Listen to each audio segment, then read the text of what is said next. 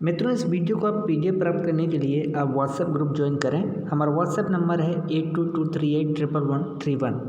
इसी के साथ साथ आपको ऑनलाइन टेस्ट सीरीज भी उपलब्ध हो रही है। निःशुल्क टेस्ट सीरीज है और आप वेबसाइट सर्च करें हमारी tejeducation.net। यहाँ पर आप टॉपिक वाइज स्टडी भी कर सकते हैं। प्रश्न है कि मानव आवास विज्ञान के लिए एक्स्टिस नाम किसने दिया। तो सबसे पहली बात आती है कि एक्स्टिस किससे संबंधित है। तो एक्स्टिस का संबंध है मानव आवास विज्ञान से।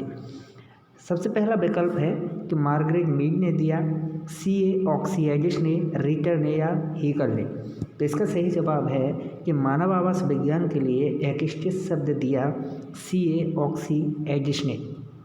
अगला प्रश्न है कि अधिकतर प्राणी किस ताप पर सक्रिय रहते हैं। तो अधिकांशतः जो प्राणी होते हैं वे सक्रिय रहते हैं 0 से 40 डिग्री सेल्सियस तापमान पर। ओके, अगला प्रश्न है कि कुछ कहते हैं कि पारिस्थितिकी एक पागलपन है। यदि यह पागलपन है तो यह अंतिम पागलपन साबित होगा। यह कथन किसने दिया है। तो काफ़ी महत्वपूर्ण प्रश्न, वेरी वेरी इंपॉर्टेंट। तो यह कथन दिया है मित्रों G.T. मिलर और P. आर्मस्ट्रॉन्ग ने। अगला प्रश्न है कि वर्तमान युग को विश्व युग नाम किसने दिया है। तो मित्रों, वर्तमान युग को विश्व युग नाम दिया है रेचेल कार्सन ने। ऑप्शन ए इसका सही जवाब है। अगला प्रश्न है कि प्रकृति परिवर्तन के लिए ऋण प्रस्ताव सर्वप्रथम किसके द्वारा दिया गया था। तो प्रकृति परिवर्तन के लिए ऋण प्रस्ताव सबसे पहले प्रस्तुत किया गया थॉमस ई लवज्याब के द्वारा। प्रश्न है कि पारिस्थितिकीय विकास क्या होता है।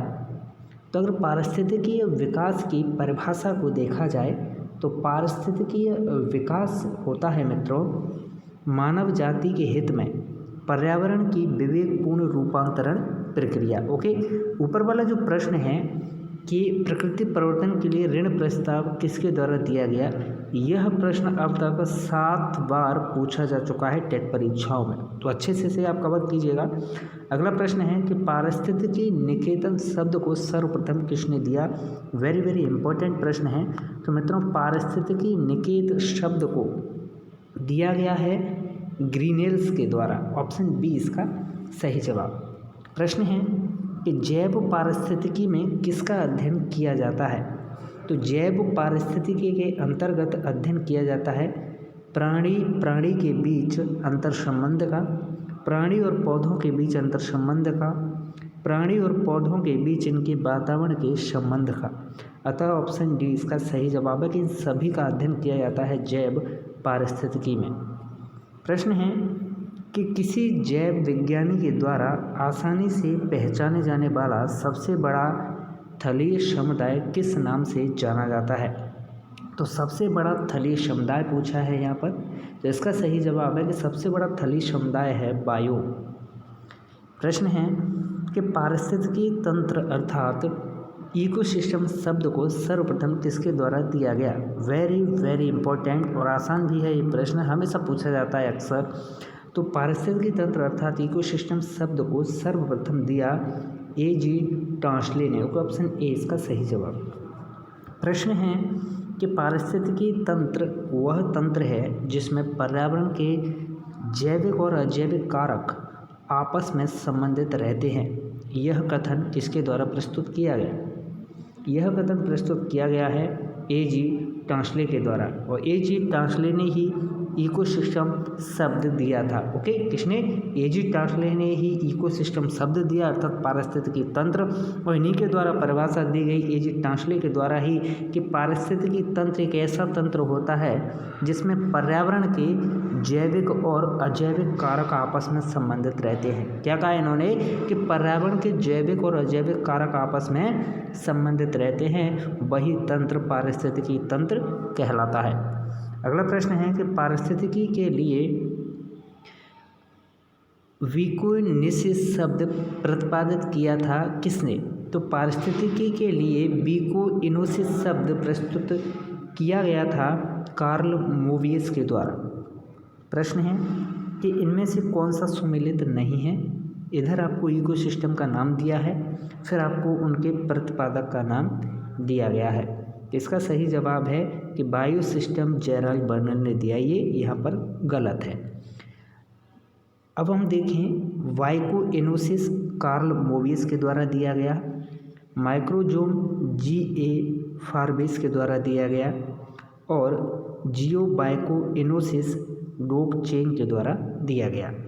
अगला प्रश्न है कि पारिस्थितिकी तंत्र में जो कारक सम्मिलित हैं वे कौन कौन से हैं। तो पारिस्थितिकी तंत्र में सम्मिलित कारक हैं ये सभी, हरे पेड़ पौधे, जीवाणु और कवक, ये तीनों ही पारिस्थितिकी तंत्र में कारक सम्मिलित हैं। प्रश्न है कि इकोसिस्टम के लिए नया नाम बायोसिस्टम किसने दिया। तो इकोसिस्टम के लिए नया नाम बायोसिस्टम प्रस्तुत किया गया होइलकीन व थेनेमान के इनके द्वारा। अगला प्रश्न है कि पारिस्थितिकी तंत्र में प्रकृति के किसी भी क्षेत्र में जैव समुदाय तथा अजैविक वातावरण के बीच निरंतर निर्माण एवं विनिमय होता है। किसका? ऊर्जा का विनिमय, पदार्थों का, या फिर दोनों का, या फिर अवस्था का। तो इसका सही जवाब है कि उपरोक्त दोनों का, ऊर्जा और पदार्थ इन दोनों का ही निर्माण और विनिमय होता है। अगला प्रश्न है कि कौन सा प्राथमिक उपभोक्ता नहीं है। तो प्राथमिक उपभोक्ता की श्रेणी में मेंढक नहीं आता है। प्रश्न है कि कौन सा इनमें से सुमेलित नहीं है। तो यहाँ पर सुमेलित नहीं है मित्रों, वो है कि द्वितीयक उपभोक्ता गिद्ध, ओके, ये सुमेलित नहीं है। इसके अलावा हिरण एक प्राथमिक उपभोक्ता, सांप एक तृतीयक उपभोक्ता, शेर एक सर्वोच्च उपभोक्ता। प्रश्न है कि मांसाहारी जंतुओं का भक्षण करने वाले जैविक कारक क्या कहलाते हैं।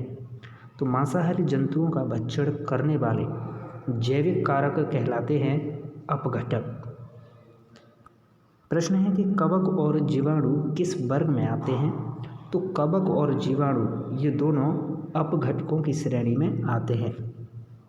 प्रश्न है कि किस पारिस्थितिक तंत्र में सबसे कम प्रजाति भिन्नता है। तो सबसे कम प्रजाति भिन्नता है टुंड्रा में। प्रश्न है कि निम्न परतंत्रों में से कौन सा जैविक रूप से न्यूनतम उत्पादक है। तो जैविक रूप से न्यूनतम उत्पादक है वो है बहुत गहरी झील। अगला प्रश्न कि हाल ही में खोजा गया परतंत्र कौन सा है। तो हाल ही में खोजा गया परतंत्र है निकास वेंट। प्रश्न है कि सूखे का बहुमुख कहलाने वाला क्षेत्र कौन सा है। तो सूखे का बहुमुख कहलाने वाला क्षेत्र है साओ रायमुंडी, ब्राज़ील। तो मित्रों, इस वीडियो में हमने 25 महत्वपूर्ण प्रश्न देखे। आपका स्कोर क्या रहा कमेंट जरूर करें और ऐसे ही प्रश्नों के लिए आप तेज एजुकेशन चैनल के साथ बने रहिएगा। और PDF प्राप्त करने के लिए आप व्हाट्सएप ग्रुप ज्वाइन करें या फिर हमारी वेबसाइट tejeducation.com विजिट करें। डिस्क्रिप्शन में आपको लिंक उपलब्ध कराया जा रहा है।